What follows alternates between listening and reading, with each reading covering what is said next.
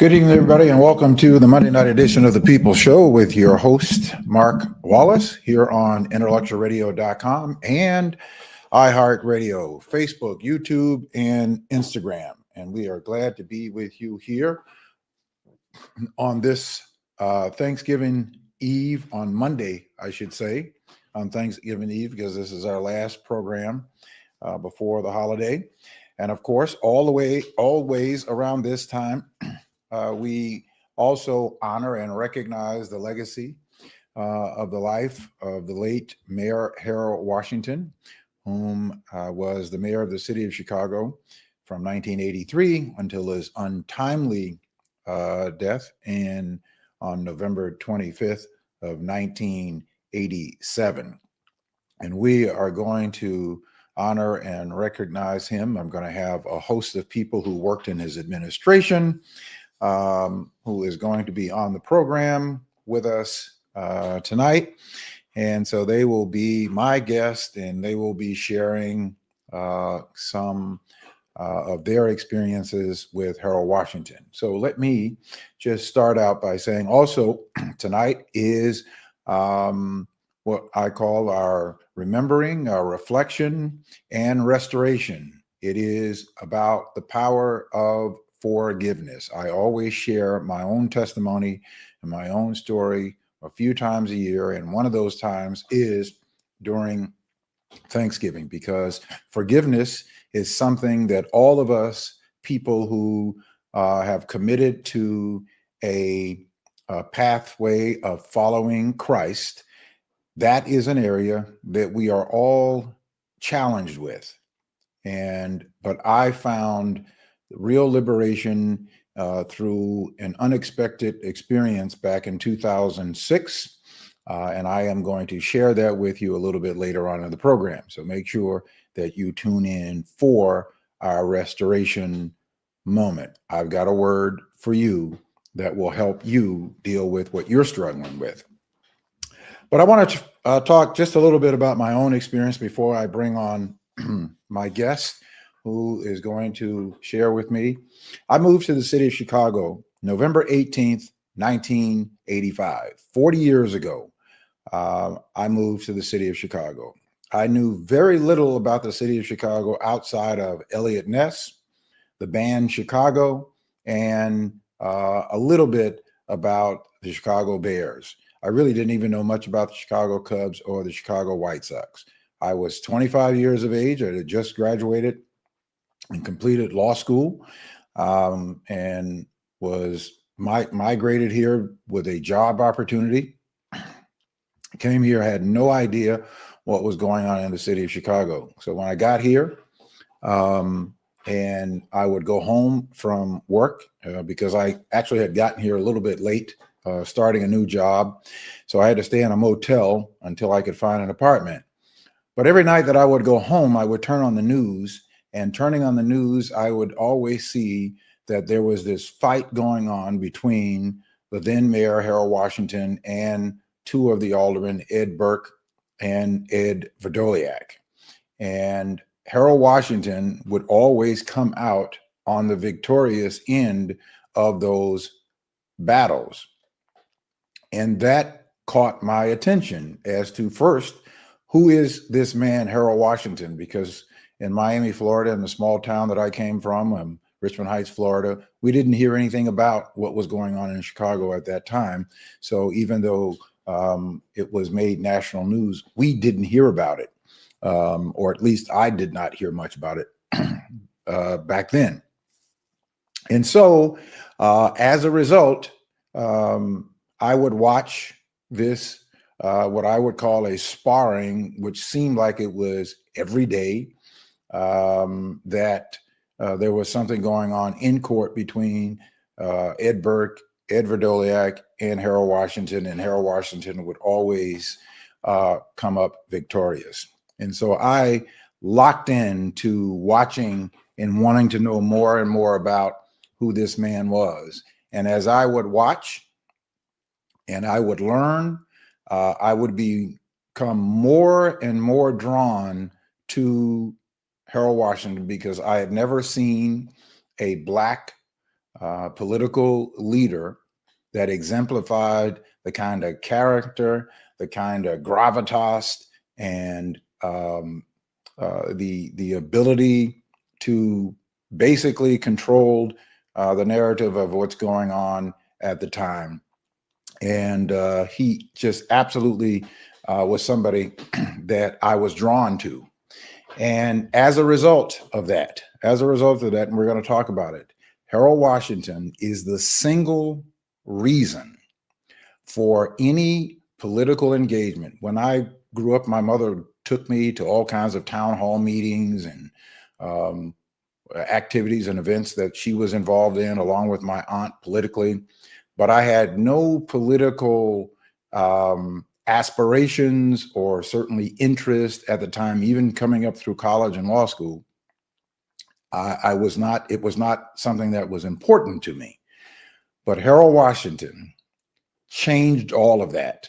I've never met him. I've seen him one time on a campaign stop that he came through our church when I was a member of the Union Missionary Baptist Church in his second run for alderman, 1987. And I was proud to get up and be one of the first people at the polls to cast my ballot. At the time, in 1987, I lived in the 42nd Ward and made sure that I cast my ballot. And today, all of my political involvement, I try to model after Harold Washington, and certainly try to engage in the political process to be as prepared as possible, because he was someone who was extraordinarily prepared.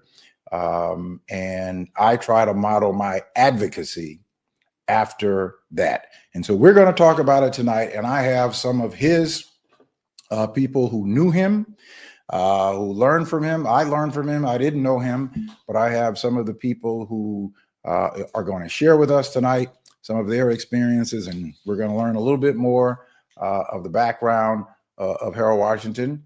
And just before I bring on the guests, I want to play a couple of clips for those of you who may not have been around during that time, or who may not know who Harold Washington was. But here's Harold Washington, who was talking about his legacy and what he would like to see what his legacy was. Among other things, now hear me, an appreciation for a process. Democracy is not a goal. It's not so many pounds of this or ounces of that. Democracy is a process which is designed to bring out the broadest possible spectrum of opinion for the purpose of making public policy and decisions. That's just one clip. I have many more clips that we're going to share tonight of Harold Washington, but I want to bring on my guest. My first guest is Lois Dean Walker. All of these people I've had the opportunity to get to know down through the years. I'm certainly proud to know all of them, and I'm really grateful to them for sharing their time and coming on. So Lois Dean Walker, who was with the Harold Washington administration, is here with us, and Sasha Dalton is also with us, and bringing all of them and onto the board. And I think Dr. Barbara Norman is here with us. She may be having some difficulty connecting. So I have, until we get her up, and there is Devorah Crable. I can never get the pronunciation of her name right. I'm going to bring her on with us. And so there we go. All right, ladies, how are you all doing this evening? Great. Bravo. All right. Got my Harold Washington button on with you, Mark. Yes, indeed. Yes, indeed. Yes, indeed. I got it on. Yeah. And we tried to have more men on, but they were unavailable.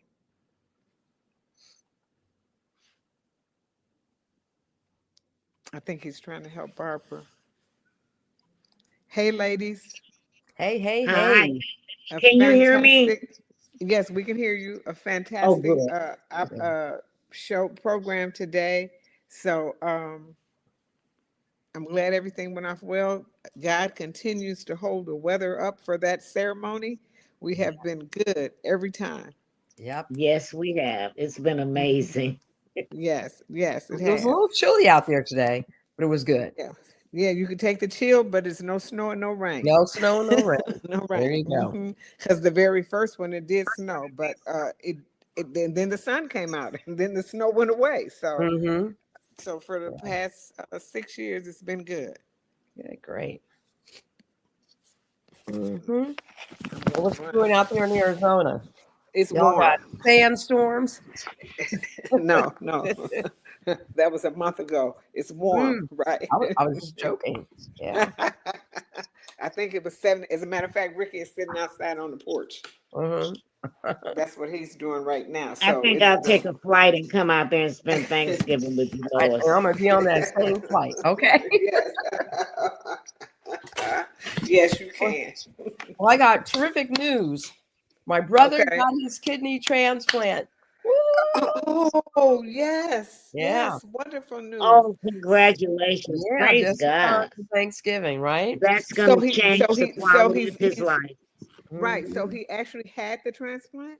Yeah, he's in the hospital right now. He had the surgery yesterday. Wonderful. And so yeah, so Wonderful. that's yeah. Is And then he he here said, in Chicago, Devorah? no, he's back east. Mm-hmm. Oh, Okay. well, Were you All praise right, trying to God. help ladies. Barbara get on Mark? I'm trying to bring her into the studio. I think she's here now. All right, there is she. She's got it, Dr. Barbara Norman. There you are, Barbara Norman. Yeah, there she you is. are. All right, so we got everybody here. Everybody is on. Fantastic. Okay. All right. Well, listen. I gave a little bit of intro about my coming to know of Harold Washington. As I said before, I've never met him in person, but I've certainly had the opportunity to observe and learn from him. And all of my political engagement, I try to model after Harold Washington. I would not be politically engaged were it not for the personality of Harold Washington, because I was captivated by this man. Every day I would come home from work, turn on the news, and there was Harold Washington and Ed Verdoliak and Ed Burke fighting over something, and Harold Washington coming out victorious, defeating those two chaps. And that absolutely captivated my attention. And I've been drawn to Harold Washington ever since. And I will forever owe any political engagement that I'm involved in to his example and how he could transpire that kind of energy, without even knowing him. I don't know another political figure that has touched me the way that Harold Washington's spirit touched me, not ever knowing or seeing the person, including Barack Obama. All right, Lois Dean, your turn. You're up.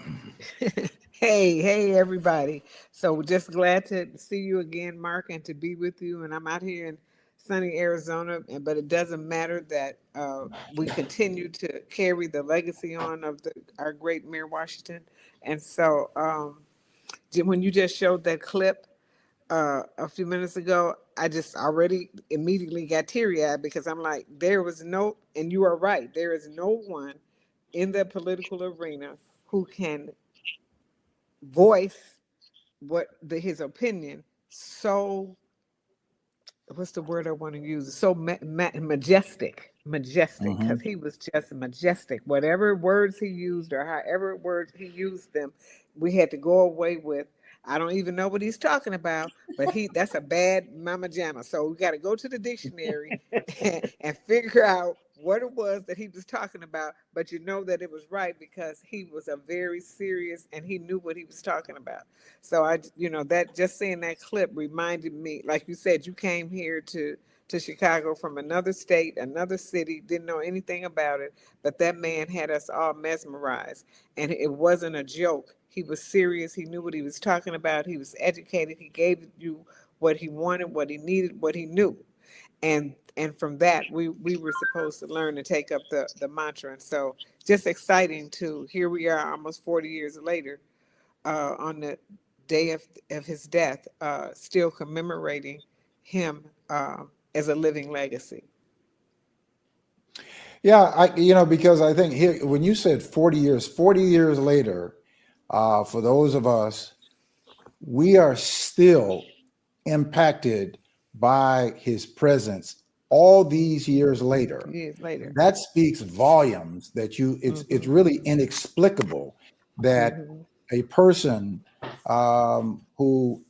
a politician, a public servant, I really never considered him to be a politician, although he could politic, but I considered him to be a true public servant. But someone who could have the kind of impact that he continues to have on us, 40 years later, speaks volumes as to who he was and what he represented.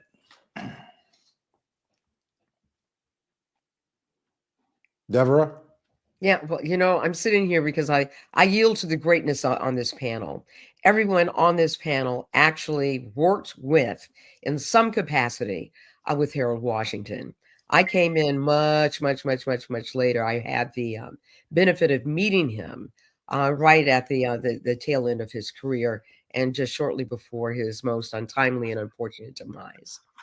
But one of the things I was truly inspired by are the young people today, and hearing how they still understand and receive the impact of what he was able to accomplish, which is why we have this annual celebration. When we remember our ancestors and we call their names, then they never die and their works never die. And there's no better time than now for us to know and to appreciate and to embrace the legacy of Harold Washington. We are at a seminal moment in the history of our nation, and it is now incumbent upon each and every one of us who believes in this democracy to stand up and do the right thing, to do what this democracy charges us to do. If we want to maintain a representative government, then we must fight to preserve that. We are inside of the 60th anniversary of the Voting Rights Act. Individuals died and others put their lives on the line to ensure that each and every one of us, the disenfranchised, the marginalized, had an opportunity to participate in this democratic process by voting. So the big question now, and the big question I have for everyone when you sit down at your dining room table on Thanksgiving Day, what are you prepared to do now to ensure that your voice is heard, that our democracy is sustained and is available for the next generation? Yeah, to me, that is how you truly honor someone that you say that you believe in and you respect, and that you remember. The way to honor them is to implement what they did, to repeat that currently in our lives today, to instill that in young people. I would love to see, and I think that we have to find a way to do that. I know that last week they just had the big annual Urban League awards, blah, blah, blah, whatever it was, that you pay $700 to go and they give a few awards out and 1,000 people showed up and all that sort of thing. I believe that Harold Washington is just that important or more, that we need to find a way to make sure that his legacy and what he did remains alive, that it inspires young people, middle-aged people, and old people alike, that we have to find a way to expose that, because that's not going to be exposed by our current government, although there are people who run for political office and they like to, tout Harold Washington's name, but never really replicate Harold Washington's spirit or anything in the way that they govern. I think that is only going to, there are people who look like us that really did not respect or appreciate Harold Washington, and hope that we would never get anything close to Harold Washington again. That's just me. But I think that those of us who have the profound appreciation and respect for what he meant to the democratic process and to democracy, that we have to find a way to make him live and be as vibrant in his memory as he was when he was with us. Yeah. Sasha, Yes. Good evening. let us hear from you. Well, I had known Harold Washington before he became mayor. In fact, I worked in the campaign. In fact, when I first started singing, I became acquainted with him, and he would always buy tickets to my events and things like that, and encourage me. And when he ran for mayor, I was actually initially in New York performing. I had said, I'm not coming back to Chicago. I want to be a Broadway diva. So I had no aspirations for anything except singing at that time. But I came back home to do a fundraiser for him. And then I got involved in the campaign. And it was during that time that my desire for making sure that whatever I could contribute towards his mayoral campaign, that I did that. And I worked with the group called the Artists for Washington. And, I was there on many special occasions. And just to see him in his early days when he was campaigning for mayor and how he handled the crowd and the enthusiasm that people had for this man who, as Lois said, he was so articulate. He could send you to the dictionary after he spoke 5 seconds. You say, what did he mean? But we we were very encouraged, and it just lit a fire in the city that this man could be the mayor, and that the funds were raised by major black businesses. It was a time when all of the black businesses came together and really supported him because we wanted to see him be mayor. And when he won, it was it was the most phenomenal day in Chicago, wouldn't you say, Lois? When Harold Yeah, won the yes, election. yes. The whole campaign, and It was then magnetic. It the was day of absolutely the winning. magnetic. And I think that there are always some people who were not who Harold. weren't as enthusiastic, but it wasn't Hmm. many. It Hmm. wasn't Right. many in the black Hmm. community. The community came together to get him into City Hall, and that was the mantra: get Harold to City Hall. And that was when I became very close to him. And I presented several ideas to him for things to do, which are still in existence. One was the Dr. King breakfast that he started as a mayor, and I'm sure he may have done something like that when he was in Congress. But the mayor's Dr. King breakfast is still alive today, as is the Chicago Gospel Festival, which I founded and gave him an idea that we should do a gospel festival. He said, "Do it." So he introduced so many new programs to the city, the arts programs, which are still going on. So many cultural programs. He was, I, Lois, correct me if I'm wrong, but wasn't it during his first term that he came out for the gay and lesbian community? Yes, during the Yes, campaign. Yes. during the campaign. So Hmm. it was just an honor to know him, to work for him, and to work with him, and to be able to see the city in action. Hmm. And I think that's why today, even what is it, 35, 40 years after his death, it's still as if he's alive to so many of us. And our goal is to make sure that the young generation knows and embraces what we did and knowing what they can do with a great leader. And it was just an honor to have known him. It was amazing. Yeah. Yeah.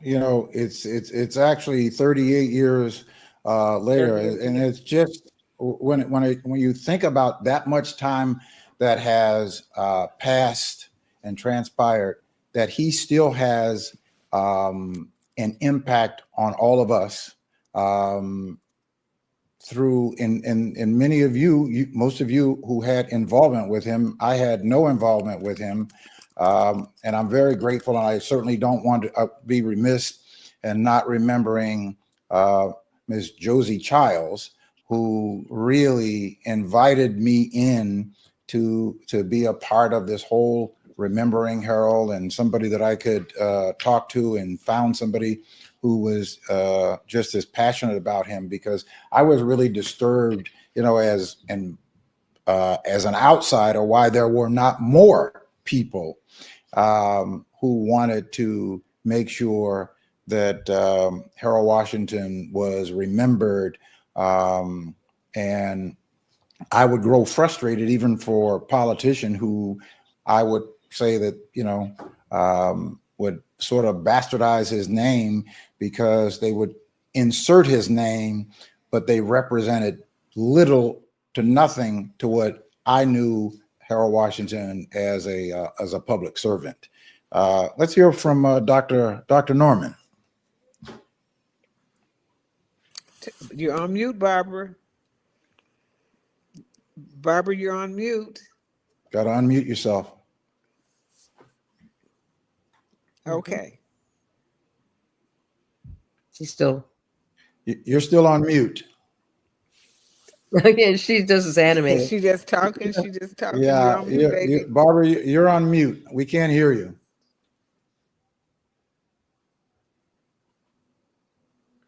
We can't hear you.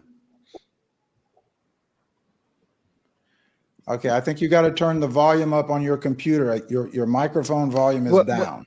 Well, now her microphone says that she's mute. She's got to unmute herself. Out until she can get that straight out. I'll just continue with some things that I want to say. Okay. Even though in here, like I said, it's 38 years ago that that he passed away. There was so many good times and so much good stuff that came out of the first campaign. Like Sasha said, she was supposed to be in New York and stay there, and she wasn't coming back to Chicago. And then he wooed her back to Chicago. He wooed her back, and Sasha actually, in both campaigns. So there's always a love couple in a campaign. I've worked in a whole lot of campaigns. So in the first campaign, in the first Harold Washington campaign, it was Lyle and Chanel Richie, Lyle Logan and Chanel Richie. And then they got married. And then in the second campaign, it was me and my husband. And so when we announced our engagement, we went to where Sasha was singing, and she introduced it to the whole thing, and they brought it back to the mayor. And it was fun times. And so we mark our anniversary on Mayor Washington, who was supposed to perform our wedding ceremony, and it got all mixed up in scheduling. And we were at the last minute. I'm crying. Where's the mayor? No mayor. He didn't even know. It wasn't on the schedule. And at the last minute, Reverend Liberty Baptist Church. Who was Sasha? Who was that? A.P. Jackson. Reverend A.P. Jackson. We got him at the last minute, and he came. That was Barbara's pastor, and he came and performed the ceremony. But we had a lot of things going on. And when you talk about the people that you thought that there should have been more people who were behind him, we were still in a culture that we didn't think we could ever get this office. And so there were people that were divided, and Reverend Jackson and Renaud Robinson and those people like that are the ones that brought it to our attention that now is the time. And so we struggled, through that first campaign because nobody would give us any credit. See, people don't know about the back of the campaign. You just know about what you see in the front. We couldn't even get money to buy a poster, to make a poster. And when we finally did, the first buttons were paper. The second button was a little metal thing that stuck to your clothes. This fourth button, this was the fourth rendition of the button, because the first button was a piece of paper that stuck on there.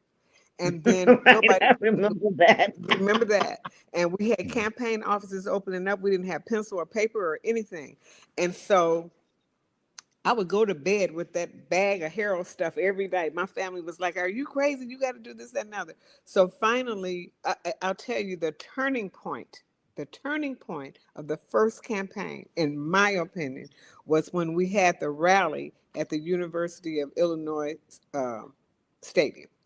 People didn't believe it, and we had to get buses and everything. And I'm gonna tell you, the U of I, they charged us $8,917.53, and we had to pay it in cash. We Ooh. had to pay it in cash. They didn't, because they didn't believe in us. They wouldn't take it. So we filled that stadium up, and it's filled up at the time of the news that came on TV, where there were people standing outside who couldn't get in. And Reverend Jackson said, "Put the dollar in the barrel for Harold."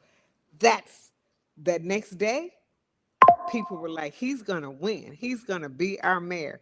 And the next night, in the middle of the night, we painted the city of Chicago blue. When I say painted it blue, we had finally got some money to buy posters, and Vince Bakeman, the late Vince Bakeman, got his, and Ola Minji got their people together, and they put signs all the way down King Drive. Every household had a sign. People were fighting for a sign. We painted the city blue. It was like 3 weeks from the election, and from then on, it was uphill.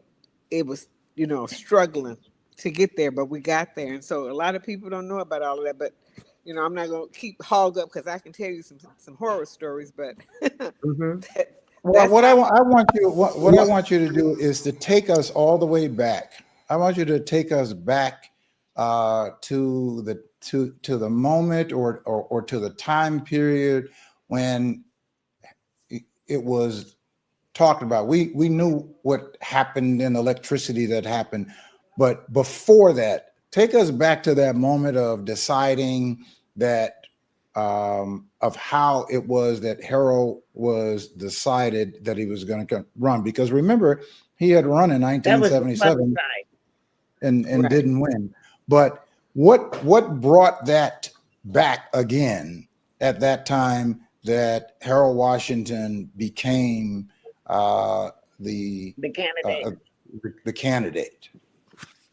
Well, he was, and like Sasha said, the plebiscite got together. That was Lou Palmer, a whole bunch of other political activists of the time, and everybody was upset because we had supported Jane Byrne, and she turned the tables when she got in, and she went back, and so she started doing some things that hurt our community, and they said enough is enough. And I think the first boycott was the boycott of Chicago Chicago Fest. Chicago Can, Fest. may I interject this, Go Lois? ahead, go ahead, go there, Sasha. Uh, at that time, Reverend Jackson had a program on, I think it was WVON radio, and Mm-hmm. he would come on and talk about things that were going on in the city, or important information to the Black community. And he reported one night that because as Lois said, Jane Byrne had made a lot of promises to the Black community. One was to get a Black put in a Black superintendent of schools, and a lot of other things. I don't want to try to go through the whole list right now. And CHA someone, was one. yeah, CTA. So when she got in, Reverend, if we supported her, and when she got in, she just defied. She went against everything that she had said. And Reverend Jackson called her and said, "Wait a minute, you promised to do this, this, and this, and this." And she said, "Reverend Jackson, I don't owe you anything." And Ooh. Reverend Jackson reported that on the radio show. And someone called in and said, "Reverend Jackson, we are to boycott Chicago Fest." And that's when all of the Black community and a lot of people in the city boycotted Chicago Festival. That was her main fundraising artery, and Hmm. they lost a lot of money.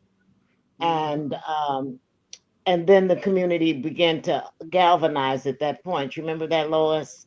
And Yeah. Ed Gardner came in of Sashing Products and gave us some money. And then, as Lois said, we had the so many other things that happened that helped to raise money. And the Black community was really, really supportive of that. And we had Black radio stations. We had a lot of Black businesses, banks, and people came through with money to help to fund the campaign. It still wasn't enough, but we got him in. Mhm. And you talk about the Golden Fellowship dinner, Mark, which happened last week through the Chicago Urban League. And so when it was all decided and said and done, and the mayor, they registered the voters, he asked for what, 50,000. We got 300,000, and he asked for a hundred Right, thousand dollars, and or $10,000, whatever the numbers were. The coalition of activists exceeded those numbers, and he had no choice but to run because he didn't want to run. And so right.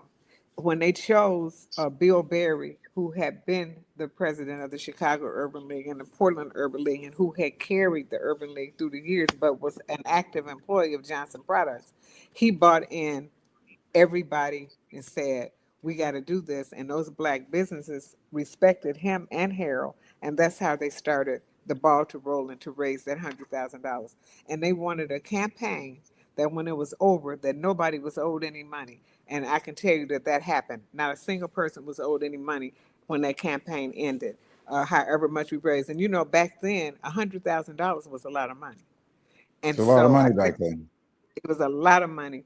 And so today that $100,000 is probably equivalent to $500,000, but Or more. that's or more, and that's what was used to actually fund the campaign.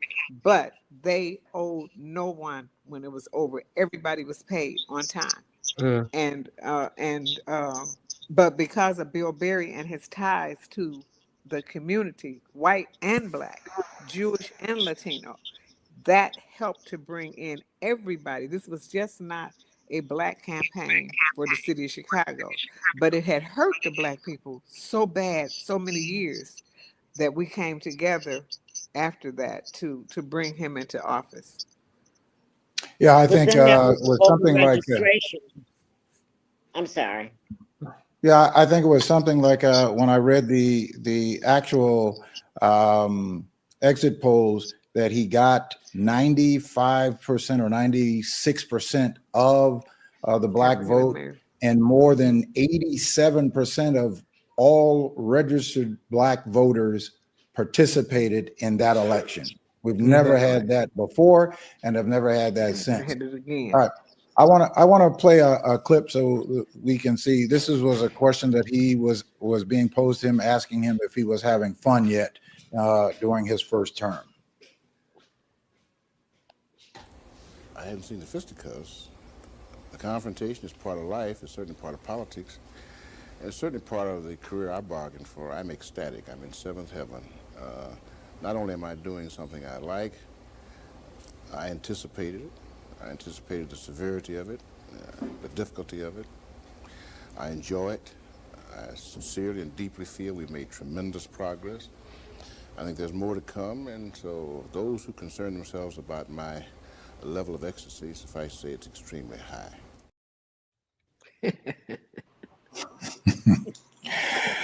Yeah, I don't think we've seen anybody who can articulate from that position of power that and respond to controversial questions. And I never saw him run away from any question. I've never saw him run away from any issue, that he was able to respond to it and respond to it in a very deliberative way, very strong, not combative or defensive, but can certainly state his position, state what he believed. And as he would say, you know, once he's running through his mind and his computer and through the people that are close to him, he doesn't worry about the consequences. He just goes forth. Barbara, are you there? Can we hear you? Hmm. You, I'm you know wondering what, if Mark? she I'm could going to add be. one thing. All I'd like right. to just add one thing and kind of go back a little bit at the very Okay. beginning Go ahead. when when when the campaign was really underway, and Ed Gardner hired several people to run from a media perspective, one of whom was Emma Young, and they came up with the phrase "Come alive, October 5." And that really ignited the community because that was to encourage people to vote, be sure and vote. And I remember Reverend Al Sampson. Do you remember this, Lois, when Al got the ministers together and they went to all the HBCUs and got absentee ballots Yep. from the students? Yeah, Yep. came back with tons of absentee ballots. So the energy was there. People wanted Harold to win. Even the neighborhood grocery stores had a bucket and a barrel that said $1 for Harold. Washington for Washington. Is that what it Washington. said, Lois? Yeah. Washington for Washington. So everyone, yes, we had the businesses that contributed, but there were ways for the people to contribute. You didn't have to have a lot of money. Drop a Washington for Washington. And I have never seen since then the city so ignited to have a person elected mayor. And when one of the things that I always remembered about the inauguration was Harold said, even if you didn't vote for me, I will still be your mayor. And Mm. he was very fair. It wasn't, I'm only going to do this for this group of people, or I'm going to do this. His love was the city of Chicago. And he instituted so many programs that benefited everybody. He even started the first gay and lesbian support. What did they call that, Lois? You remember? No, I don't remember at the time. Yeah, But but it was that, and again, the women, the gay and Women's lesbian, Commission, everybody, yeah, the commissions. He did the arts Yeah. everything, programs, the arts, all of that. Something that had never been done before. Remember, he took the never, yeah. people, he took the aldermen over to what's the ward over there, over east by you? Not Peel Hill, beyond Peel Hill, and they had they weren't his supporters. I forgot who the alderman was over there, and he went to Oh, you're he talking took about in the 10th ward in Hedrick. yes, yes, yes, That Oh, was with Verdoliak's Hedgewood. ward. yes, and he asked them what did they want, and when they told him what they wanted, and he got it, they were so happy because they had been complaining about floods over there all those years, and Mm. nothing had been done, and Mm. so he was like, then he had them kissing his hand. So they was like kissing the Yeah. ring. Even if you But didn't vote for me, I will still even if be you your didn't mayor. vote for I will me, never I'm forget coming that. over Yeah. here and I'm gonna fix what you need to have done. Yes. Well, Mm. wasn't there a time? Wasn't there a time that because when they had the 29 versus the 29 versus the 21, when they his allies were in the minority at the time, that he decided that he was going to go to those wards and say to them that he was instituting policies that would benefit them, but their aldermen were voting against them. Against it. Yep, that's what he did. That's what he did. I And that remember that. won Yeah. them over. That's how he won the second election. Because that won them over. We've been sitting here for 60 years and this is what was going on. So now I do have a list of things here of some of his accomplishments. He created the Ethics Commission. He increased the number of underrepresented groups in city government and in contracts. He opened the Freedom of Information Executive Order. That's important That's today. very important. Yes. Yes, he led the fight for ward redistricting, and which we came out with more Black and Hispanic representation. He opened the city's budget process. See all of that right now, how the city goes to each neighborhood when it's time for the budget to be uh, done. That was always closed. He's the one who started going to the neighborhoods and telling people that they were invited to come out and ask questions. That was unheard of. He started that. He had more balanced economic development between neighborhoods. He encouraged neighborhoods and projects. He had a citywide cultural plan. We talked about that already. And then he had here's real important. Barbara had put that in there about Charlie Hayes was behind him. That was all the unions. Charlie Hayes, Addie Wyatt, um, Lil Warrior, uh, all of them, and worked Willie with the Taplin Barrel. There. Willie Barrow. He worked with the unions to establish a women's apprenticeship program, and the White Sox Stadium. He helped them with that. All of these different things he started and didn't complete, but we're standing on his shoulders right now with that. The Navy Pier, and remember when we had the inauguration at Navy Pier, and nobody had been back there for years, Mm. years. And no place else was big enough to have the inauguration. So that's where we had the inauguration. I was on that committee. And And I people were tell everywhere.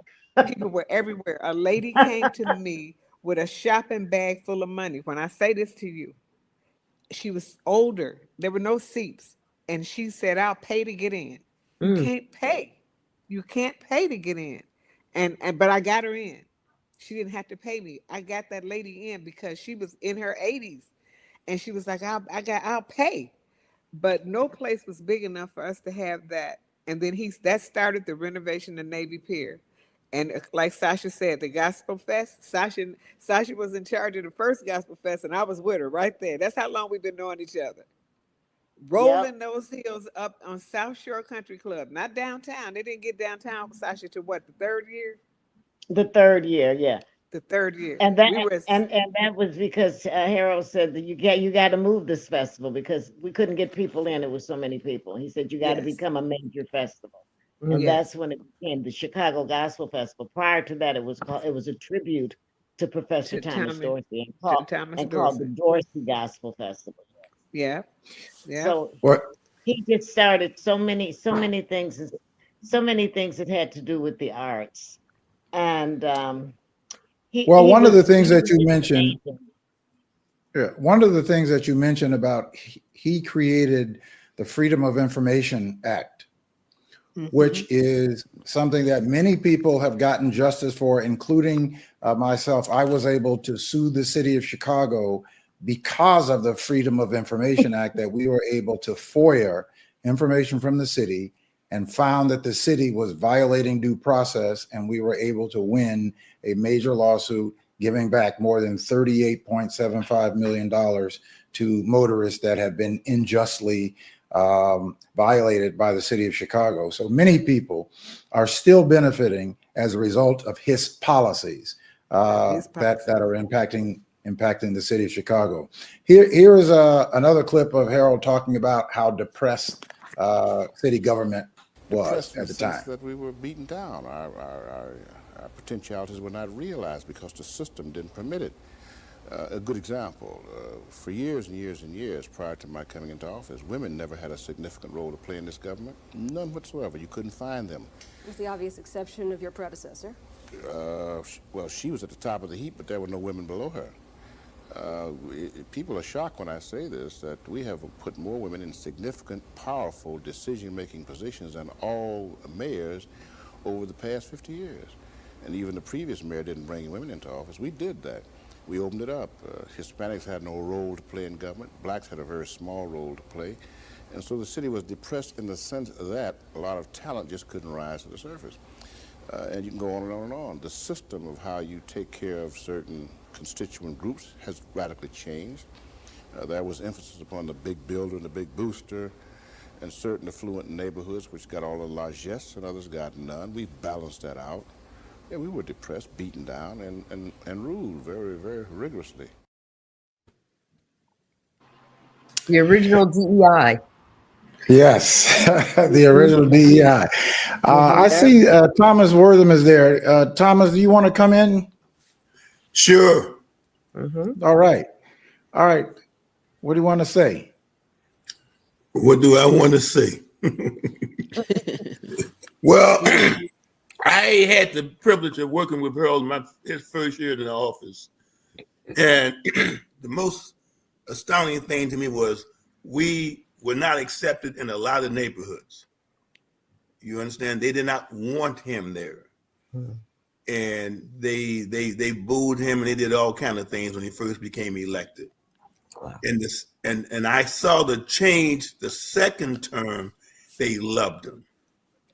As they said, he was the mayor for everybody. Those same people who did not want him in the neighborhood, they booed him and just all kind of nasty stuff. On the second term, we could go anywhere in the city and they just wanted to dance with him. They wanted to touch him. I saw the turnaround, and that was the most amazing thing to me, is how he won the people over. And I do know had he had lived, he'd have been mayor forever, because the people end up loving him. You know, I think one of the things that I think that about Harold is he understand, and he talked about that in one of the clips. I think I may have played it. I'm not sure, but he talked about government being a process, right? He talked about a process, and I think that he understood that, and he conveyed that on to the public, that he understood what the process was, and he helped just the average ordinary person understand that there was a process in everything that had to be done, whether he was talking to a group of people out in a park or something, or if he was talking to, you know, business people or other people who are in government. He talked about and help you to understand that this is a process. He also didn't run away from taxes. He didn't run away from taxes. I remember a time that there was, and I can't remember who it was that was asking the question, but he said, and I mean, he said it plainly. He said, look, you want your garbage collected? You want your streets repaired? You want your police department, your fire department? That all has to be paid for, and that comes through taxes. So taxes is a part of government, and we have to find ways to pay for those things to make the city run. He didn't run away or hide or think that tax was a dirty word. He just made you understand that that was a part of the process. Mm-hmm. And he was a process oriented person, and so I'm just going to go into that segue with the fact that when we say that we want to continue his legacy, and right now the times that we're in, the positions that we are in right now, we are beaten down to the ground right now with all these policies that all of these things that we thought were written law policies, and that they aren't. But the process for us to have our democratic opportunity to be a part of what's going on for the future, that's where Devorah is coming in with this voters registration drive.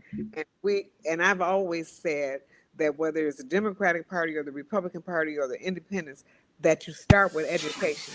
And so now we're at the point that we have all of these young people. Yeah, we won the election. 97% of the people came out and voted, and it hasn't been done again. And we did that, but with paper and pencil. You don't have to register to vote anymore with a paper and pencil. And here we are today in modern times, and we have all of these young people, millennials or Gen X or whatever we want to call them. Somebody has got to, we have to stop saying to them, did you vote? We have to start saying to them, this is why you need to vote. We have to educate people first, then we register them, and then we take them to the polls. And so that's the conversation that Devorah, that we want to. Yes. We want the Harold Washington Legacy Committee to continue throughout this year, all the way through the next voting block, because we got primaries coming up in March. You got the elections coming up in November 26th. And midterm elections. Yes. Midterm elections. We need to start right now. But the word is educate the people on why. Because right now, everybody's upset. Oh, it didn't count. Oh, I don't. Look where we are. But if only 40% of American people came out to vote, 90 million people didn't vote. If Harold Washington was living today, he would probably walk away and just say, throwing my hands up. Why?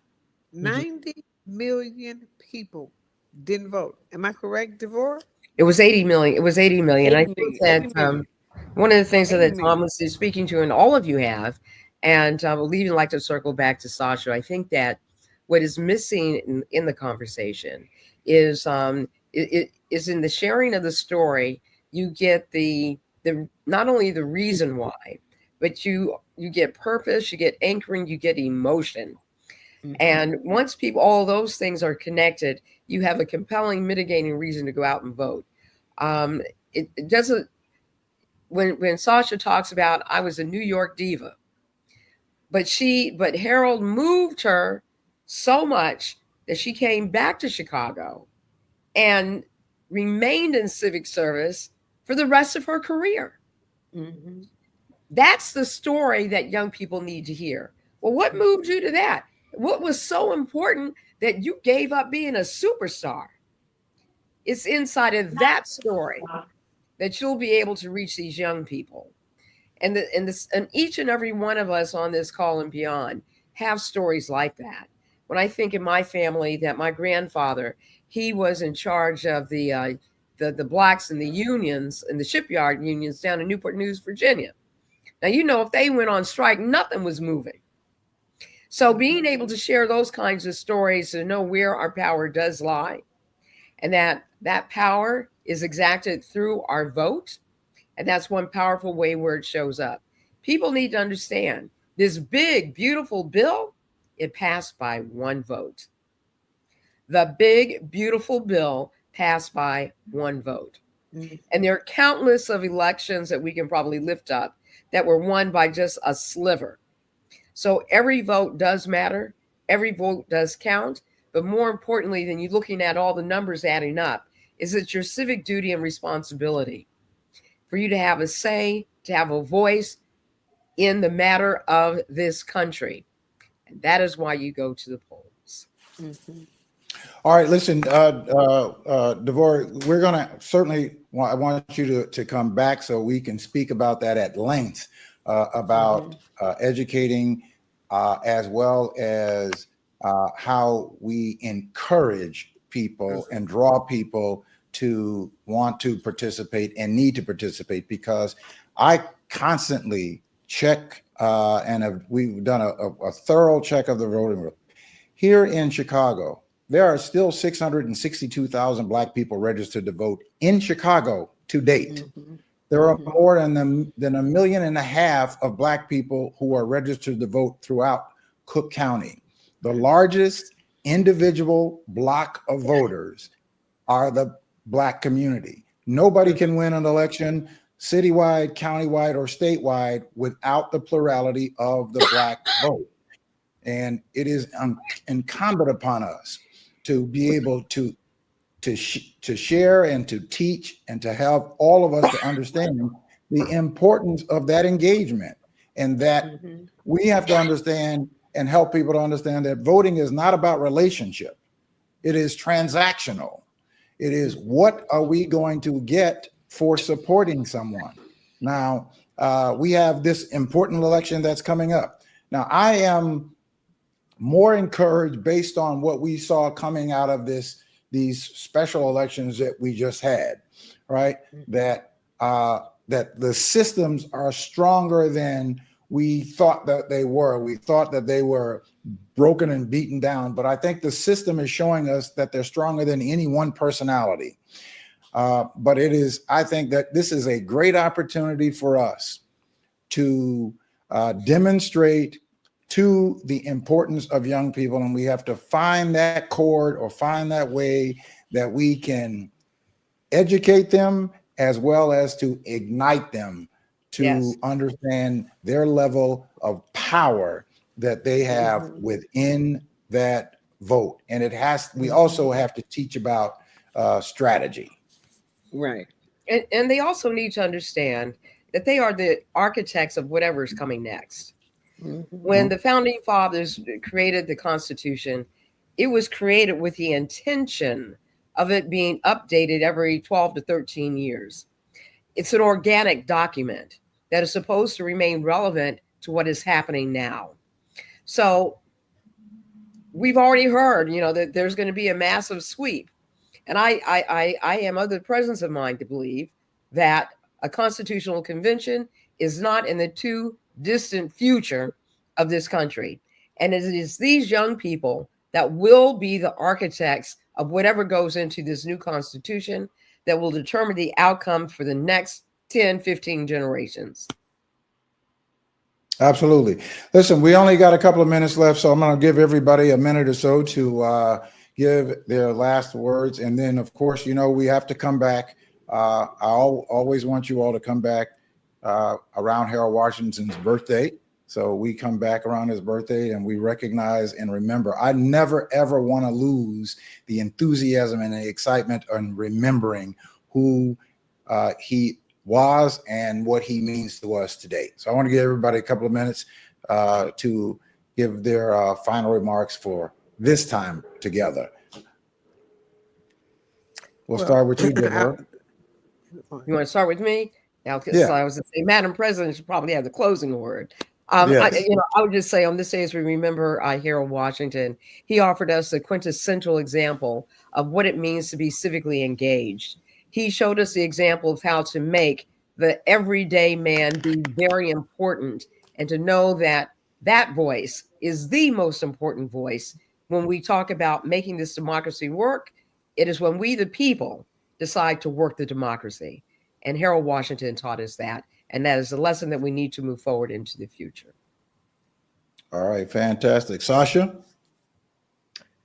I would just like to say how important it was that we understood because our parents gave us that piece of history, and which is what helped us to really get behind Harold, understand how important it is to vote, to work together, and that we need more of that. That this young generation has been lost in so many ways. And one is that the parents have got to get more involved. Parents are becoming younger. It's not unusual for a 20-year-old child to have a mother that's 35, who had a mother that was 50, and it would be the grandmother who would have disseminated all of that information to their children. So I think that we have to impart all of this to our children, our grandchildren, and so that they will become more involved in the voting process, to understand what Harold Washington did and what the leaders before him did, even the civil rights, especially in the civil rights movement, that they have an obligation to um, to vote, because it's all about voting and it's all about knowing your history, and we have to do more of that. And I'm looking forward to, and that's one of the things that the Harold Washington Legacy Committee does. We have a book coming out, and our president is going to speak to that, and to share this history with the younger generation as much as we can, because I just see so many of them not really understanding. And I'd like to see more of that. All right. Brother Thomas Worthen, you back? I know you clicked out a little bit, so come on in and give us some of your final thoughts. No, I never clicked out. I've been here all along. Oh, My final okay. thoughts were two things. There was no one like him. He was a people person. Having had the opportunity to sit in this car next to his driver for a year, he would sit and talk to anybody. He respected everybody. I've never met, never seen since him a person like him. It didn't matter who you were, what you did, he respected you. That's why he was so much loved, because there's not many people in this world like him. right. All right. Now, Dr. Barbara Norman, we were not able to get you on, so we're going to have to do something about that and fix that, so that make sure that we get you in next time. But thank you for staying in with us there. So I'm going to turn it over to you, Madam President, for the final words. Well, thank you. And again, thank you for having all of us on. And just for the fact that you asked last night, could I get some people together for us to come on and talk about remembrances of Harold? We got a good bunch right here. And so, we all come and bring a different perspective of him from where we come. You are not even from Chicago. Devorah is not from Chicago, but we all have a common bond here. And so that's what is great, and what was great about Harold, that he could bring everybody together. And so the Legacy Committee is committed to continuing, like I said when we started out, to make sure that his legacy is known. We had those. I don't know if you were there today to hear the young lady who spoke from King High School. Yes, I was And there. so you were there. And so Mhm. the young man who spoke last year, who was 11 last year, he's 12 this year, he called me and said, she did very well. You would be very proud of her. And so Bravo. I wanted to make sure that they met, and they did.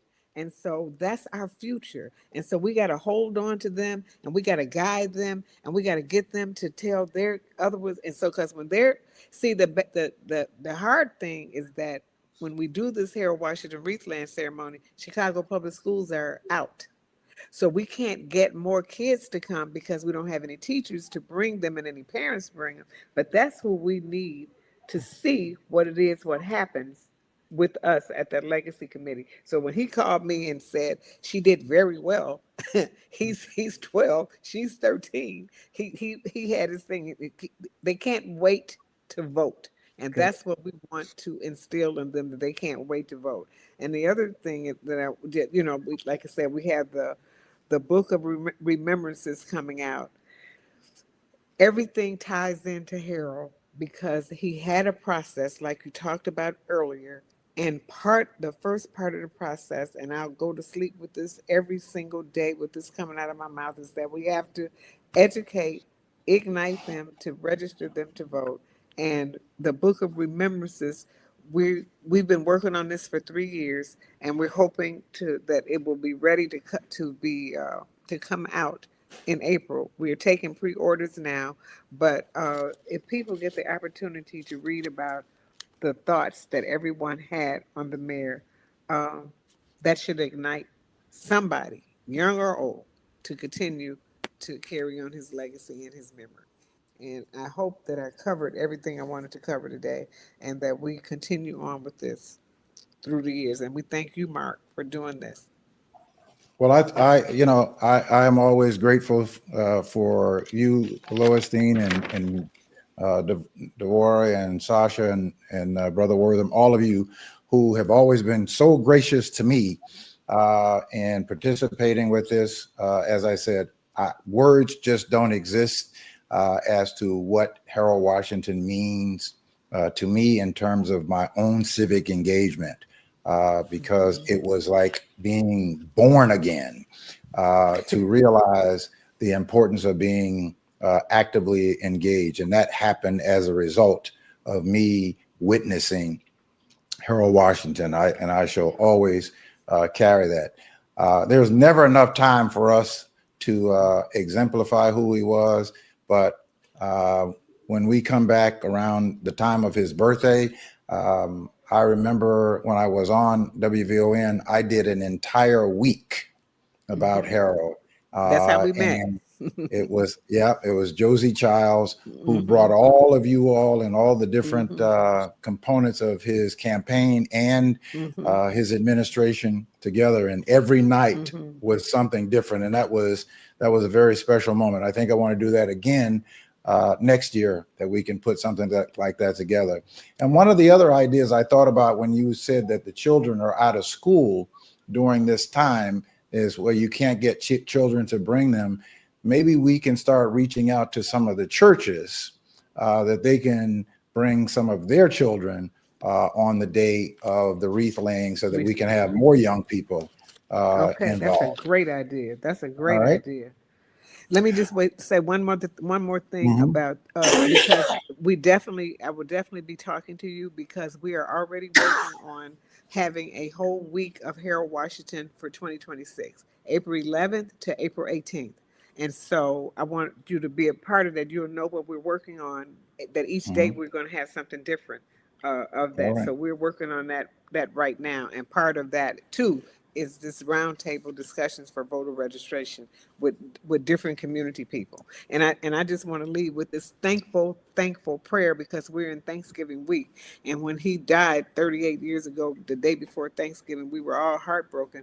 But tonight, I just want to leave these words from my devotion today, because I'm thankful for all of you, and thankful that we had this opportunity to make the right choice at that time.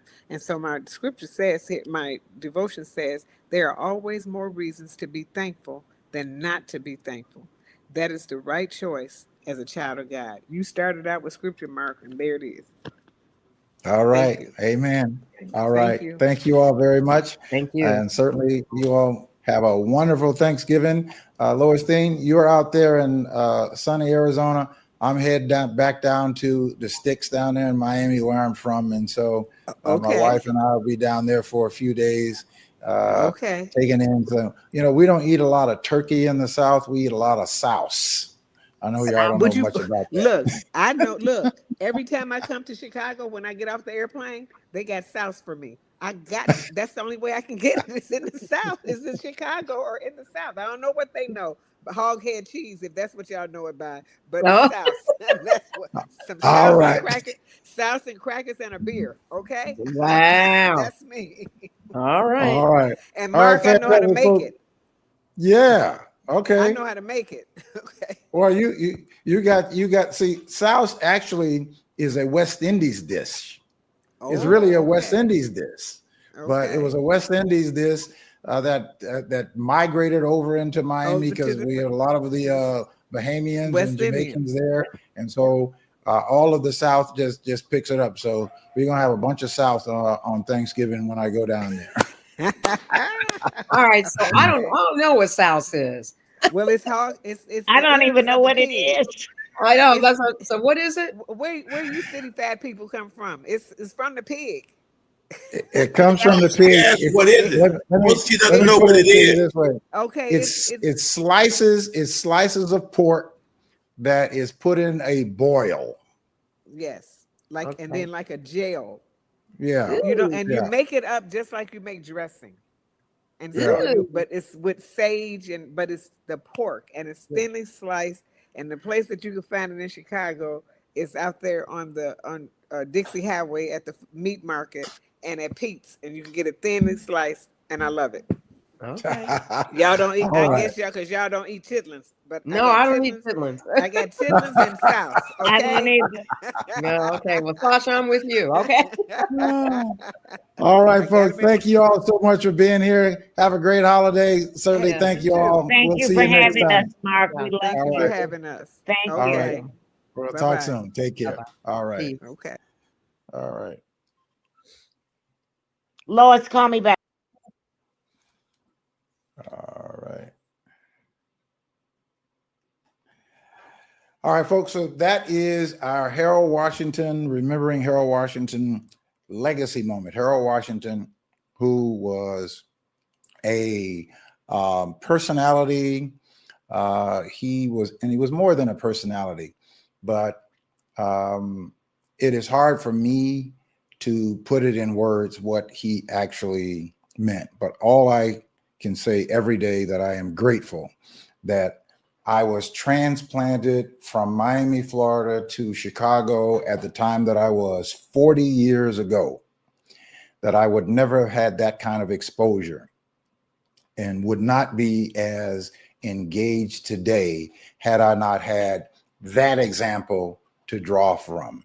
And I hope that while I have never held public office, never sought public office, but what Harold exemplified is that you don't have to be in a public office to serve. You don't have to be a public official in order to contribute to the health and well-being of our communities. You can be actively engaged. You don't have to wait to get into an office.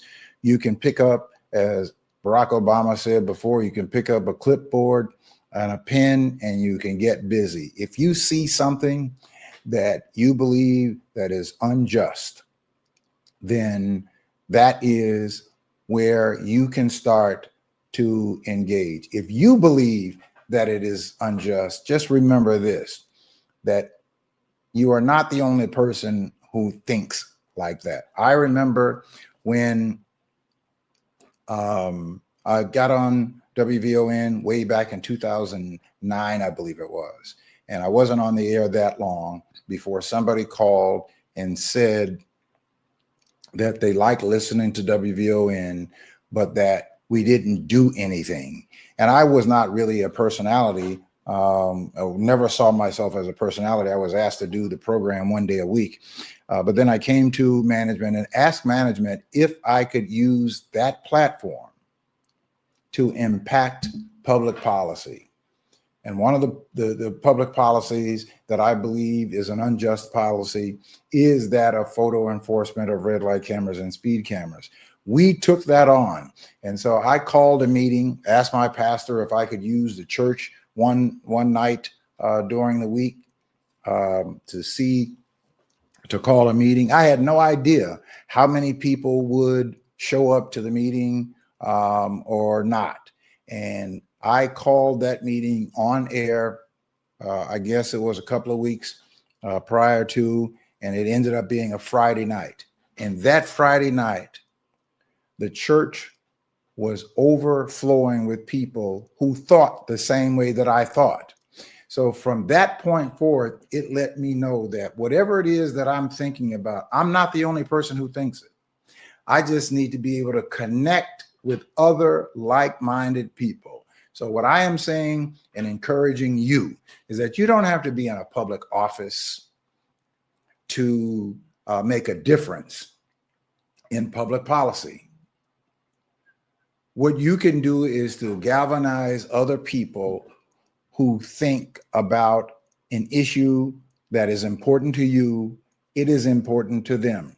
There are thousands of people who think like you think about whatever that issue is, whether it be housing, whether it be health, whether it be economics, whether it be business, whether it be education, whatever the issue that is important to you, whether it be wrongful detention or detainment, whatever the issue is that is important to you, there are thousands of other people, and you just have to be able to connect with those people who are of like-mindedness like you, and to go after and to pursue the changes in public policy of that issue.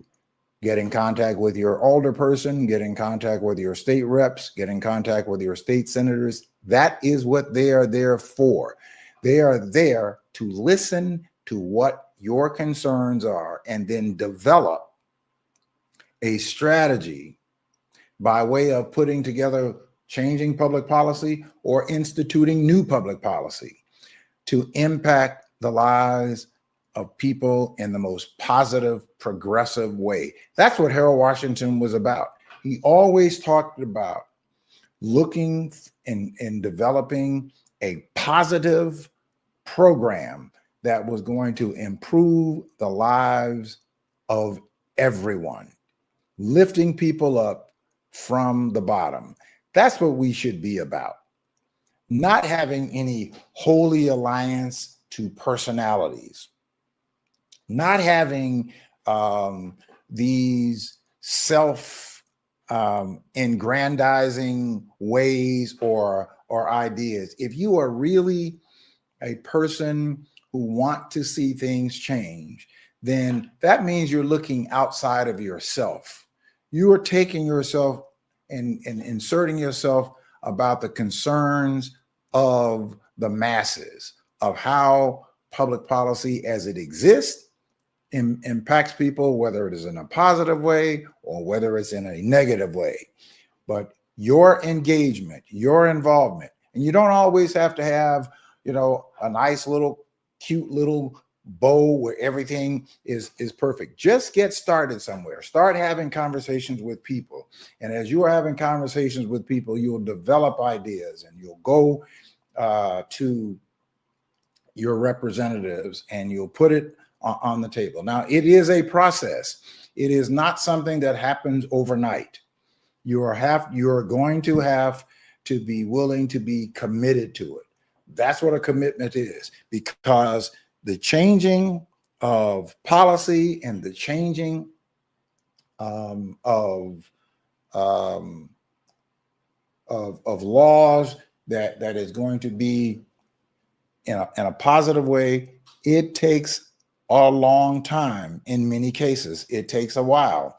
But if you commit yourself to it, if you do the research and get other people who are like-minded to get engaged, to get involved, and start reaching out again to those people who are in public office, from your commissioners to your alderpersons to your mayors to your state rep, your state senators, all of these people, they are there to represent the interest of the public. You are the public. And there are people who are in the public that might not want to take on the leadership role or not even know how to take on that leadership role. But those persons certainly want to be involved with somebody who thinks like them. They'll be supportive. They'll come and be a part of it. And in some cases, you don't always have a lot of people. You might have a core group of people, 10, 15 people, but 10 or 15 people who are committed, who are consistent, can make the world of difference in the lives of people and do very good in the world.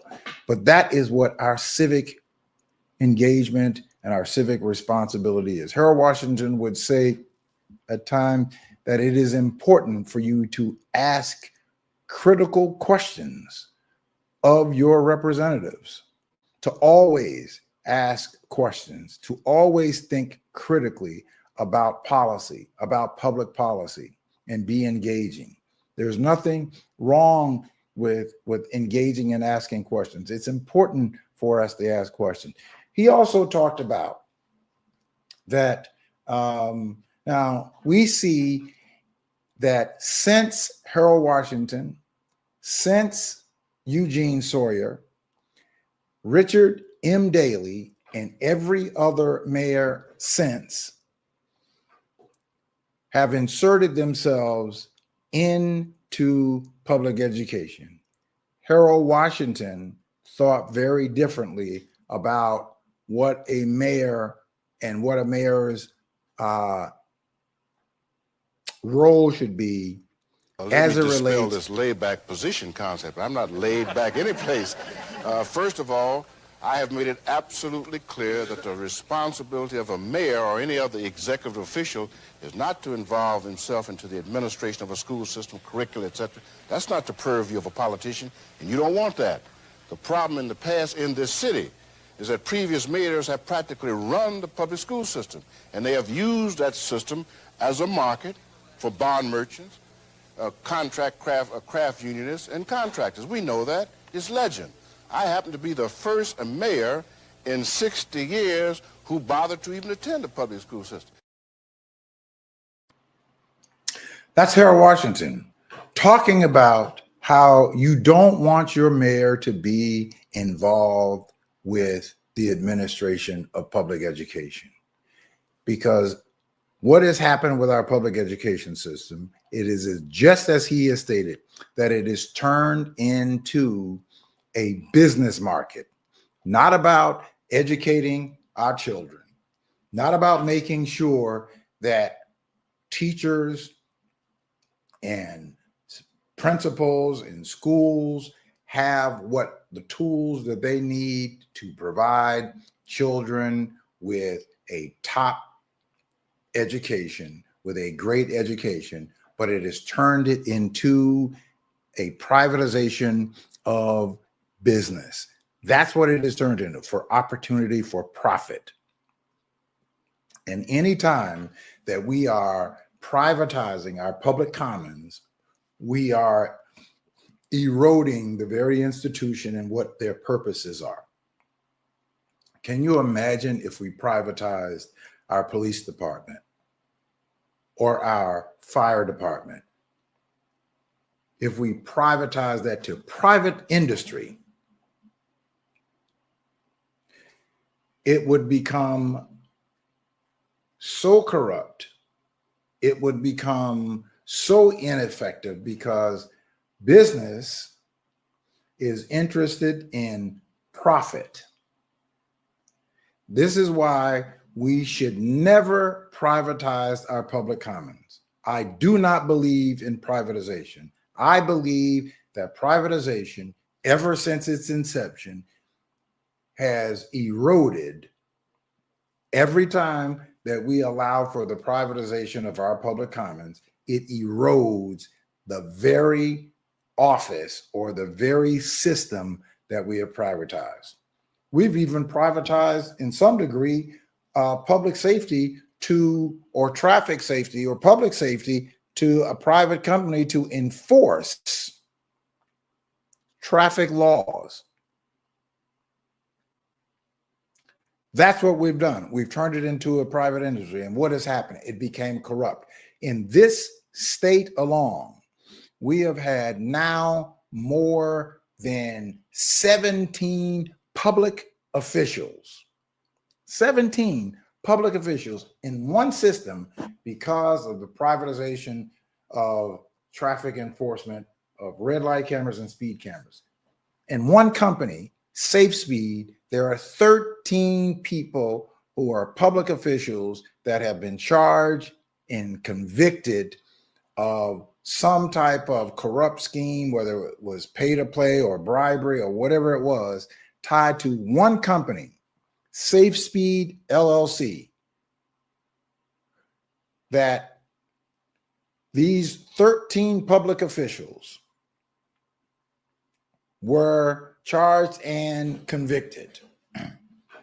Whenever you turn our public commons into a profit center, you bring about an opportunity for corruption.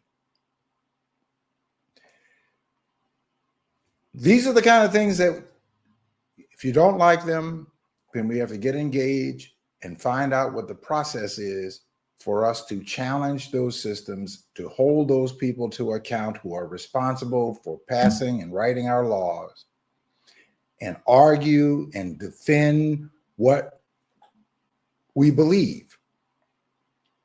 And when you do that,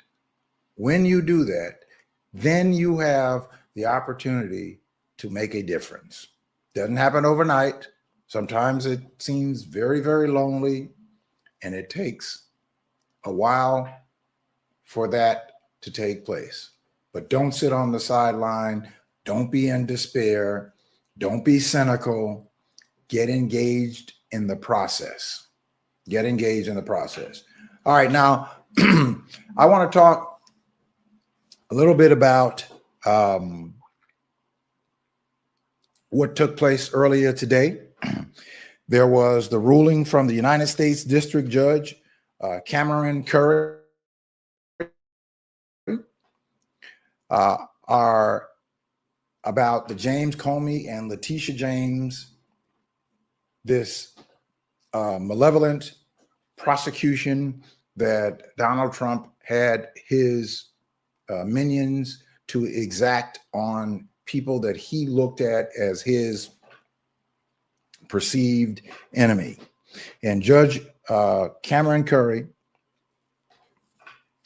and this was a significant victory for Comey and Letitia James, who both argued that their prosecutions are retaliatory and motivated by President Donald Trump's effort to punish his political foes. Quote, the judge, I conclude that all actions following Ms. Halligan's defective appointment, including securing and signing Mr. Comey's indictment, constitute unlawful exercises of executive power and must be set aside, unquote. Curry wrote in her opinion in the Comey case a line that she repeated in her ruling. Curry also ordered that the indictments to be dismissed without prejudice, which means that they are more than likely going to try to bring them back. And in fact, Pam Bondi, moments after this ruling, said as much, which would allow prosecutors to seek charges again. She suggested that the prosecutors could not seek a new indictment in James Comey's case since the statute of limitations for the offenses expired at the end of September. Attorney General Pam Bondi, speaking at an unrelated news conference in Memphis on earlier today, told reporters that the Justice Department, and just think about that, call it the Justice Department or the Injustice Department in some cases, quote, will be taking all available legal actions, including an immediate appeal on this case. Now, I would submit that you're probably not going to see an immediate appeal on this case because what law are they going to, on case law, are they going to be able to submit to support their argument? I think it's going to be rather difficult that that they do that. I tried to bring up the statement that James Comey made, or the live video that he made about that, and maybe we'll be able to bring that up to you at some point in time later on. All right, so let's do this date in history, and then we're going to go into our restoration period, because I want to talk with you about that. So make sure that you get your friends, make sure you get your relatives, somebody that you know who is struggling with forgiveness. Struggling with forgiveness. I've got a word for you that I know is going to help you deal with that struggle that you have had. You've read all of the scriptures, you know all of the scriptures about forgiveness. You're a believer in forgiveness. You've been forgiven. We're forgiven every day by God. But you have this one person whom you have struggled with. Not that you don't want to, that your ego, your feelings are allowing for you not to get past that struggle of unforgiveness. Well, I've got a word for you. So I want you to reach out to somebody that you know who may be having this struggle, and someone who has talked to you about a struggle. Have them to go on, tag them, share the link with them right now. Have them to come on so that they can listen to the word that I have, and it's my own testimony, it's my own experience of how I became liberated from the struggle of forgiveness. Not saying that I don't today have have struggles with it, with forgiveness, but I am talking about, I'm not just talking about some person that you know or some friend that you have. I'm talking about somebody who is integral in your life, someone that you've been carrying this deep seed of bitterness for years. You've been carrying a sack of bitterness, rocks, unforgiving rocks that you just been carrying that load, and it's weighing you down, and you do not know how to get out. Well, I've got a word for you. I've got a word for you that will help you through my own story about forgiveness. Go right now and tell them to come on and tune in right now. Tell them to go to YouTube at Mark J. Wallace, The People's Show, so that they can tune in right now. And this word I want to share with them and for you that will help you go into this Thanksgiving season, this holiday season, liberated from what you have been carrying all of this time. And you know that you want to be different. You want to be different, and you want to have a different relationship with that one person. It could be your mother, it could be your father, it could be a sister, an uncle, an aunt, a brother, but that significant person, not just some, acquaintance that you know, but this is a person who has been significant in your life, and you have had a difficult time of just letting them go, forgiving them.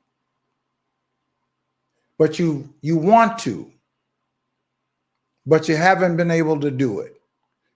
And you're saying, I just don't know how. I don't know how to do and to get past it. Well, I am going to share my testimony with you that will help you liberate yourself. So go right now and tell them to come on. I'm going to do our on this date moment, and then our quote of the day is going to come a little bit later on towards the end of the program.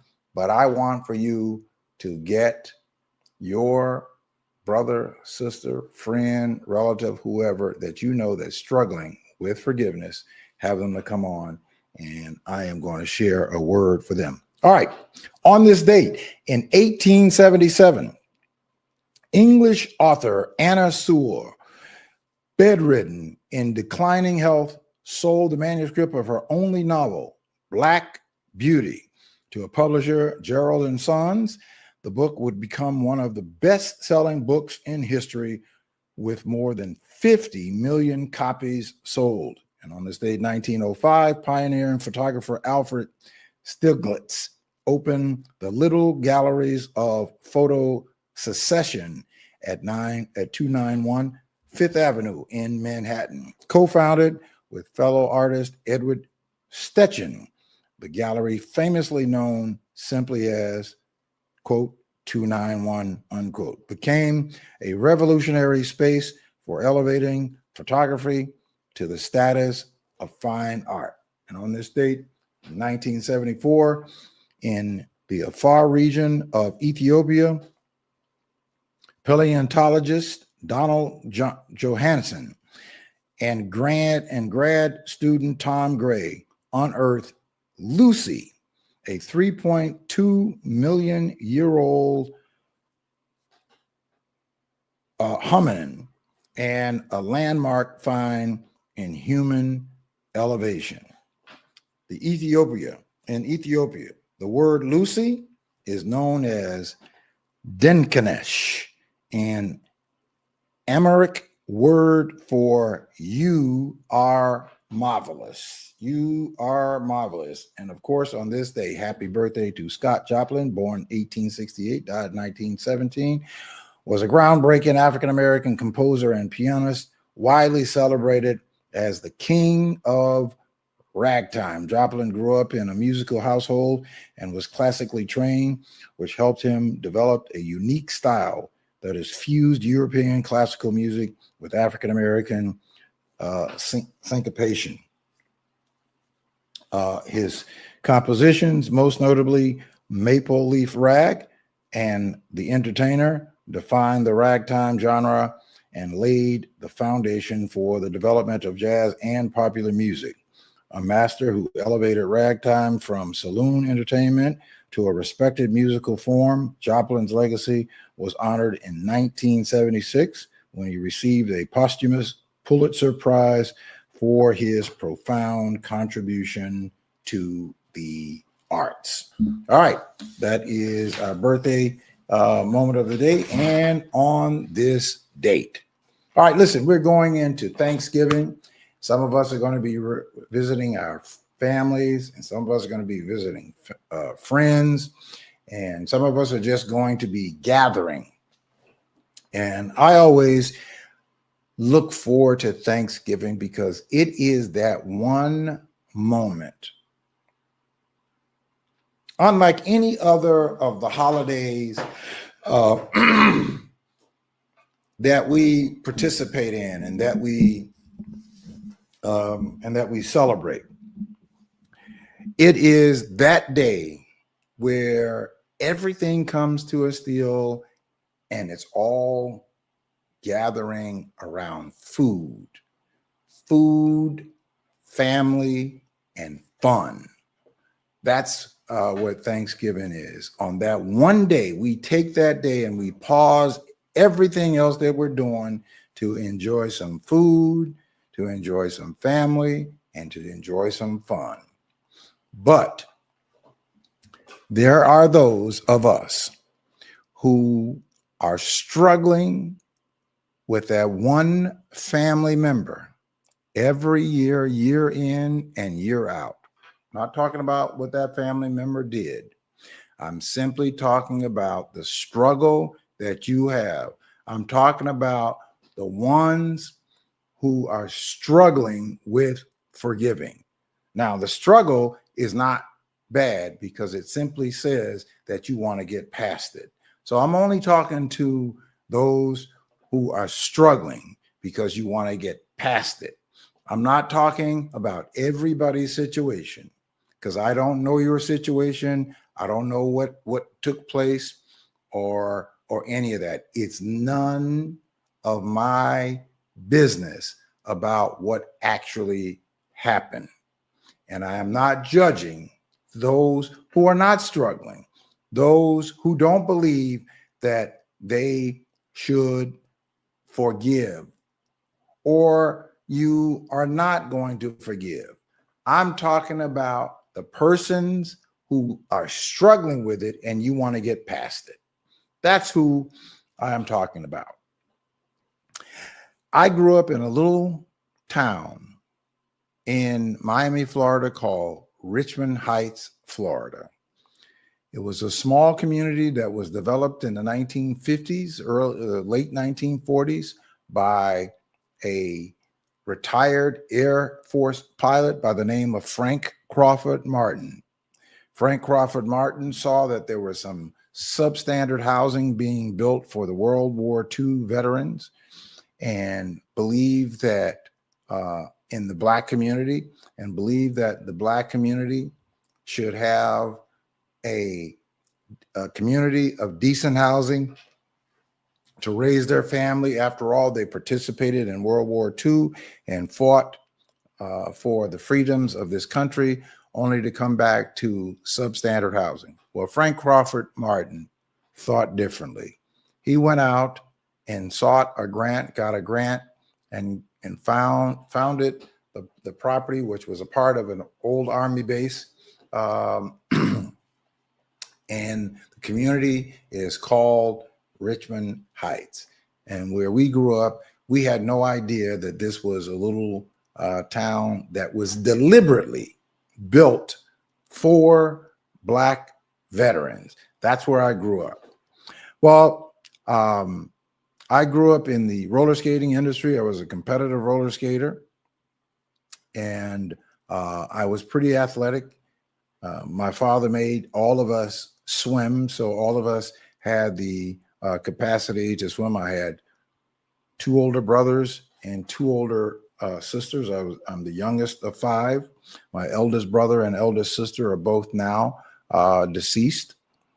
And my father, who worked, odd jobs and then landed a job with one of the major car rental agency and worked full time later on with the county of Dade County, and he retired from both those jobs. I went on to play sports.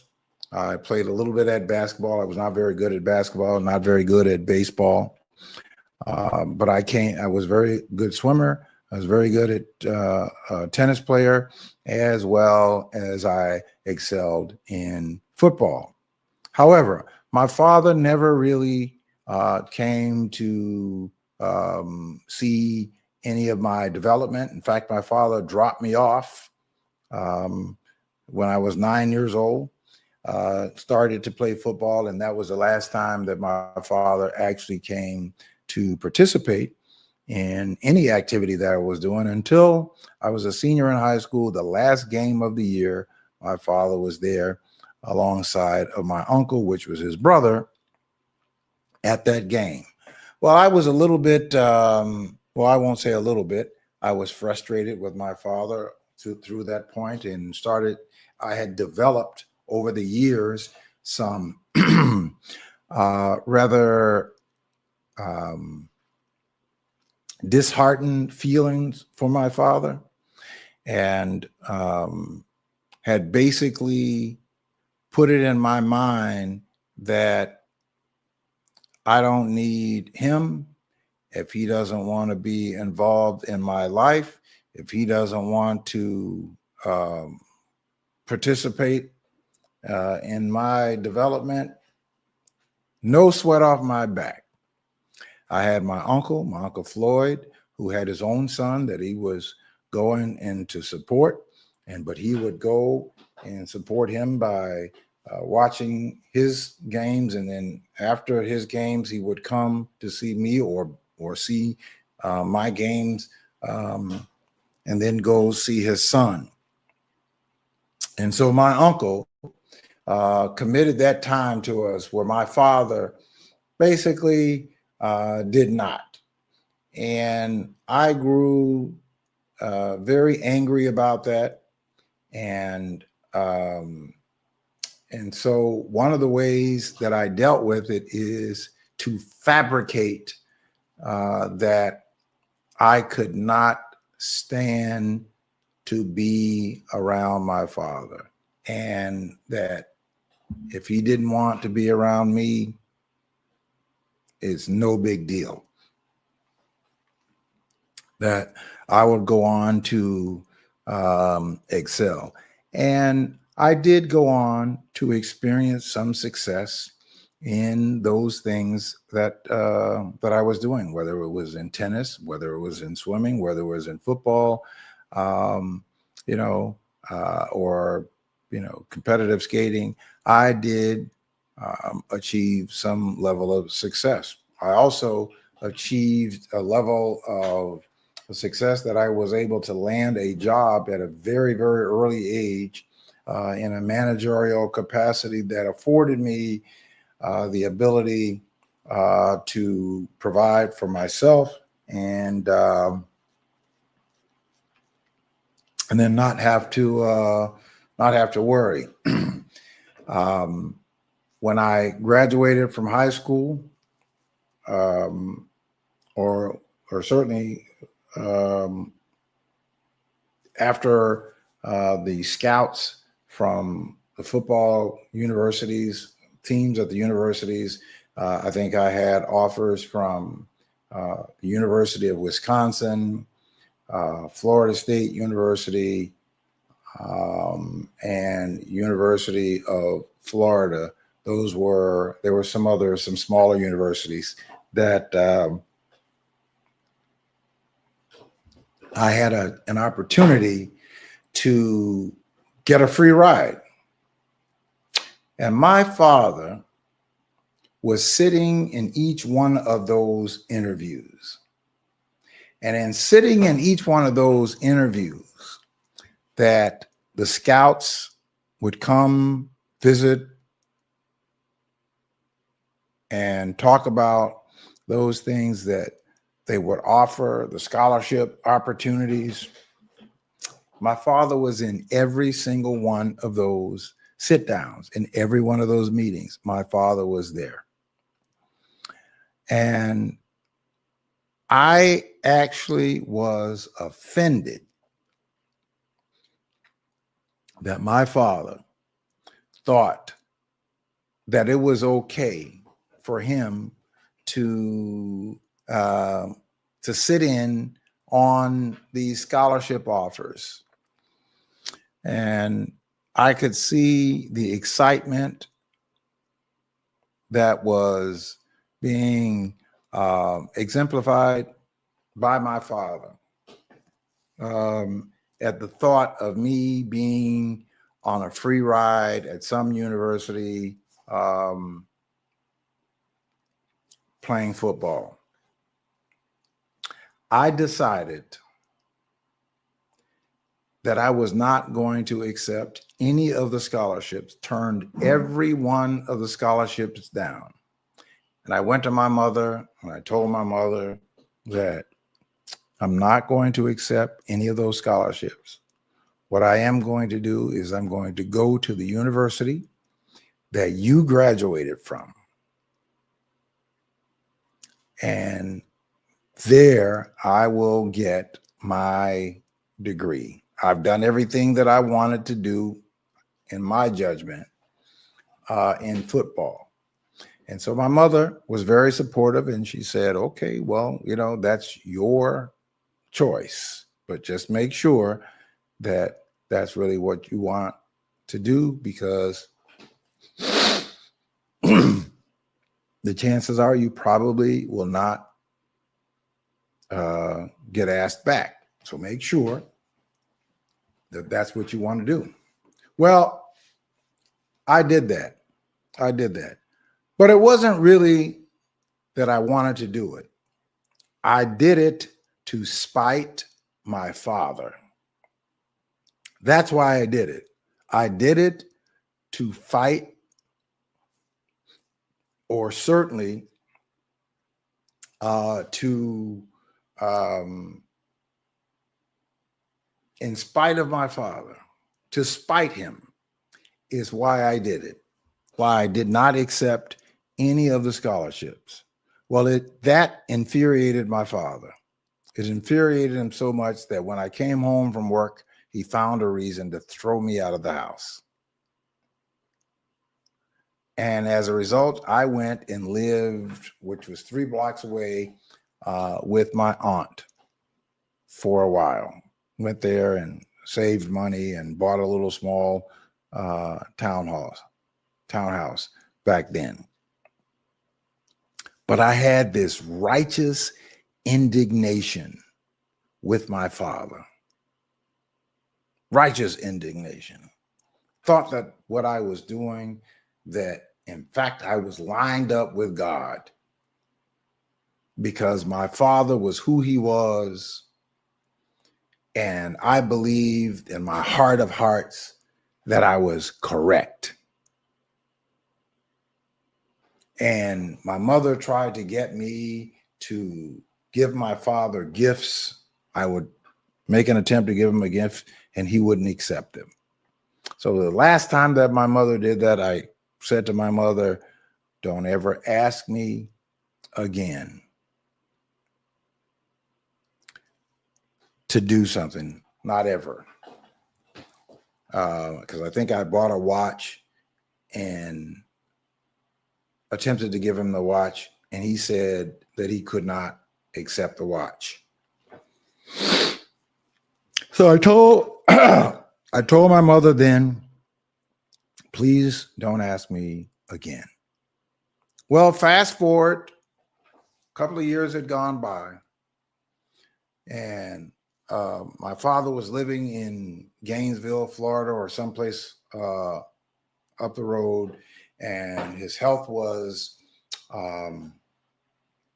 declining in some degree. And so my mother, who had been divorced from my father a while, and my sister went to get him and brought him back to live closer to them so that he could be looked after.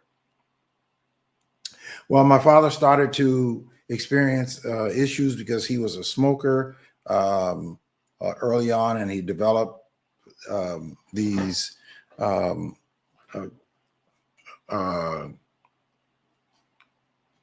congestive issues, and he was unable to walk a lot. So my father had gotten sick and went to the hospital. This was right around the time of his birthday. My mother called me and said, you know, it's your dad's birthday. You should come and see him. And I said to myself, not to my mother, but I said to myself, I wish I would. I wish I would spend 50 cents to go get on a plane, to waste my time to go down to somebody who is completely unappreciative. Well, and I thought about that thing. I thought about it. And at the time, we were just reopening the ballroom, or had just opened the ballroom. We were like in our first year. And our sound technician, the person who was responsible for taking care of all of our sound, he was there. And I said to him, you know, my father's birthday, and my mother called me and asked me to come down, and I really didn't want to go. But I told him at that time, I think, you know, for my mother's sake, I'm going to go on down, and I am just going to go through the moment just for her. My father was in the hospital. So I made arrangements, got on the plane, and got down to Florida. And the day that I got down there was his birthday. And when I arrived, my mother and my sister, my aunt, they had all gone to visit my father at the hospital. And all the while that I am driving to the hospital, and then all the time that I am walking, I am trying to pump myself up, trying to brace myself to put on this air and to put on this performance for my mother. So I get on the elevator, turn around and look at the doors close, and I hit the floor that I was supposed to go. And all the time I am just praying that I will be able to compose myself and to go through these exercises and get it over with. So I get up to my the floor where my fathers were, and the doors swing open, and I walk through the door to the nurse's desk and ask where my father's was, and she sent me around, and she said he's all the way down last room on the left-hand side. And all the while I am just praying that I can keep up this facade. Well, I get to my father's room and I open the door. And when I opened the door, all I could see is nothing but the brightest of lights, or just the brightness. It wasn't even light, but that it was just white everywhere. When I opened the door, this is what I could see, that everything was as though we were in the clouds. This bright, brilliant light that was resonating in this room. And I can see, you know, my mother and my sister and my aunt sort of in the fog. Now, this is my real experience because I'm pumping myself up. But the second that I stepped across the threshold of my father's room, my father and I locked eyes on each other at the same time. I don't know what it was, but I was compelled and over to my father. I grabbed my father, and for the first time, we embraced and said that we love each other, and we cried. And it was because we were releasing all of the pain and all of the hurt, not the hate, the hurt. My hate was really hurt, masked in hate. And as a result of that very moment where we were able to drop all of what that was, that big bag of bitterness and masked hurt, we dropped it. I dropped it. And at that very instance, a spirit of liberation, letting the past go, letting my father go, liberated me. That is the power of forgiveness. When you free somebody else, that person, when you free them, you liberate yourself.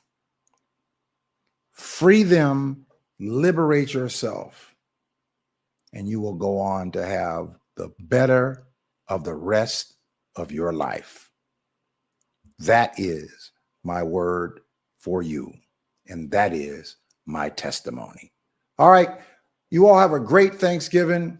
And I'll see you right back here next week, same time, same place on Intellectual Radio and iHeartRadio.